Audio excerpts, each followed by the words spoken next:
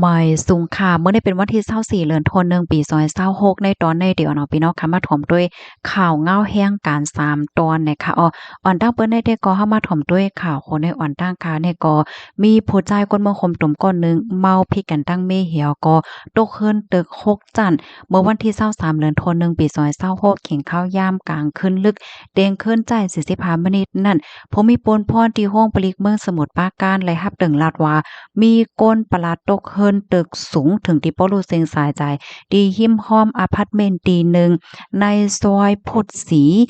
เพล็กษาจะเวียงเมืองใจตอนสมุทรปราการแหนว่าลาวเซและรับตึงลาดเหย้าในก็เลยลงเปิ้นตีเสียวก็เลยกดทัดด้วยค่ะเพื่อว่ากว่าถึงเหย้าในครบทบหันครับโต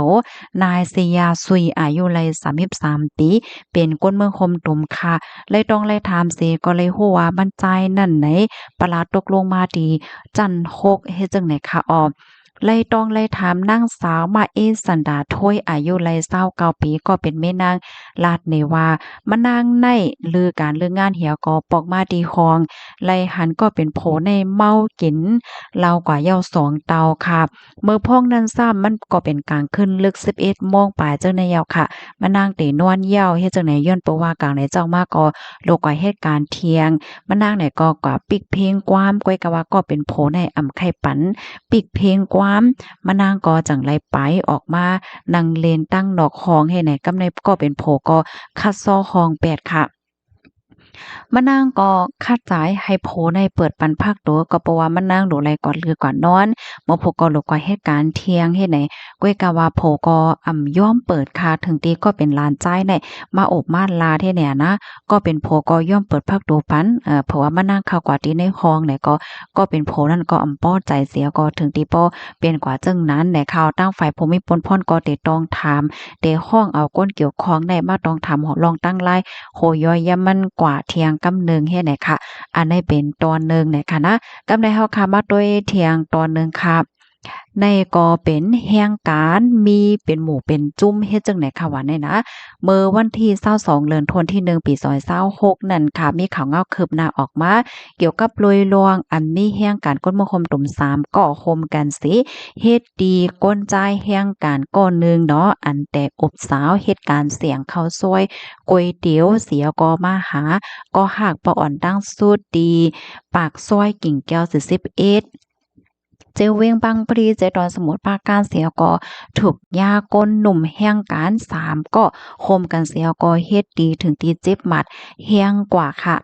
วายมาผมมีปนพรขอกอดด้วยจอมกองไทย CCTV เสถึงตีโป้นไลฮับโฮวาเจอเขานั่นเป็นผู้ไลภัยพองให้ในขณะลองนั้นได้ก็เป็นกว่าเมื่อวันที่13เดือนธันวาคมที่1ตีป่นมานั่นแหละค่ะข้าวยามสืบมาในตั้งฝ่ายภูมิพลพรดีห้องเปลียงบางแก้วเจดอนสมุทรปราการในก็ไล่ติ้งยอบกุมโตจื้อเขาไว้ไล่ค่ะจื้อห้องว่านาย2อายุเลย19ปีนายหลาวอายุเลย18ปีและนายเวสอายุเลย18ปีจื้อเขาทั้ง3ก็ได้เป็นแห่งการก้นเมืองคมตุ้มนะคะจื้อเขาในก็ย่าเอาตั้งผิดกว่าว่าเลยลองคมกันเฮ็ดดีเปินจังไหนค่ะเลยต้องเลยถามเสเลยฮู้ว่าเจอเขาได้เป็นหมู่เป็นจุ้มไว้เสียก็เป็นแห่งการคนเมืองคมตุ้มเหมาเหตุการณ์ที่ในเมืองไทยเสและเจอเขาในก็เตจึกโอดจึกจ้วเนี่ยว่าเป็นหมู่เป็นจุ้มเหี่ยวก็หลอกเงิดก้นในคือเหลียวกันก้นที่อันเป็นแห่งการนั่งกันหรือเสนั่นก็ยังโชว์ป้ามิดวักกองว่าจังไหนเนื้อสื่อตรงก้นป้าเทียงเฮ็ดจังไหนค่ะตั้งฝ่ายภูมิพลพรเขาในก็ไหลติ้งยอบก้มตัวเสียวก็ปันตัวตามกว่าเหย้าเนี่ยค่ะอันนี้เป็นข่าวตอนที่2กำในเฮาค่ะมาด้วยเที่ยงข่าวเงาตอนที่3เนี่ยค่ะนี่ก็เป็นโพเมพิดกันค่ะพี่น้องเฮามื้อข้าวยาม8โมงปลาย50นาทีวันที่22เดือนธันวาคมที่1ปี2526ดีป่นมาในค่ะทางฝ่ายภูมิพลพรที่ห้องปะเลแสมดำหลายๆโฮมกันเสียวก็เขาติ้งยอบก้มโตนายจอมินนายอายุเลย37ปีเป็นก้นเมืองคมตุ่มค่ะในตัวตามตั้งพีดีอันเฮ็ดดีก็เป็นเมนางค่ะเนาะถึงที่ป้อรุดซิงสายใจดีห้องขาดอันมีไว้อยู่ดีเจดอนปราจบคดีขันไหนค่ะลองตั้งมันได้ก็เลยเกิดขึ้นกว่าเมื่อวันที่21เดือนธันวาคมปี2026ดีป่นมานั่นเนาะนางก็อันรู้ซิงกว่านั้นได้ก็จื้อห้องว่า จู่ๆอายุไหล28ปีเป็นแห่งการก้นเมืองคมตุ่มนั่นเหย้าไหนค่ะมะนางไหนก็รู้เซ็งสายใจว่าอยู่ดีคลองลืออันมีไว้ตีซอยสะแกงามแขวงแสมดำบางขนเทียนไหนค่ะเลยต้องไล่ถามเสก่อนไล่ฮู้ว่าก้นข้อที่อันเฮ็ดดีมะนางแต่ก็จื้อฮ้องว่าเจ้ามินนายค่ะแต่เรียกว่าเป็นโพเก่าอันเขาตึกแปดกันกว่าย้อนก็ว่าย้อนก็เปนว่าฝ่ายผู้ใจในได้จับการต่อการร้องได้ว่าเนาะมือแต่ได้เป็นนั่นแต่ก็อันเป็นโพเก่าในค่ะนะมหาแม่นางตีมหาเมฆเก่าตีคองลือเปิดาได้ย้อนหลีขึ้นจึงเนี่ยก้อยกะว่าก็เป็นผู้หญิงซ้ำอำพร้อมจอมเหย้าเสิแลเขาก็เลยผิดกันฮาวแฮงเนาะถึงที่ก็เป็นโพเก่าในเฮ็ดดีก็เป็นเมฆเก่าเลอสินั่นก็เอาโฟนของเมฆเก่าได้กว่าป้าจอมเฮ็ดจังไหนค่ะกำได้ภูมิพลพรเขาที่เงียบกุ้มโตไลยาวค่ะอันเป็นเจ้ามีไหนนั้นก็ย่อมรับว่าเป็นก้นก้อที่อันเฮ็ดดีแม่นางแต่จังนี้นั้นค่ะน่ะเปิ้นก็เอาโตมันจ้าในส่งก็ที่ห้องปะเลยเหเตปันโตตามก็จำหนังหมายมีวันเมืองมีเนี่ยค่ะข้อมูลตอนนี้ก็เลยปึ้มาที่ห้องการข่าวสดออกไว้เนี่ย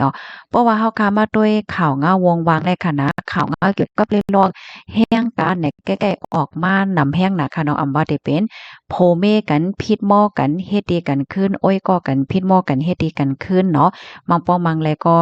ยังมีป้าข่าวเงาที่ว่ากว่าพิษพี่น้องไทยว่าหังว่าเฮ็ดจังแหน่เนาะเพราะว่ามาด้วยในสื่อข่าวไทยหลายๆห้องการได้ก็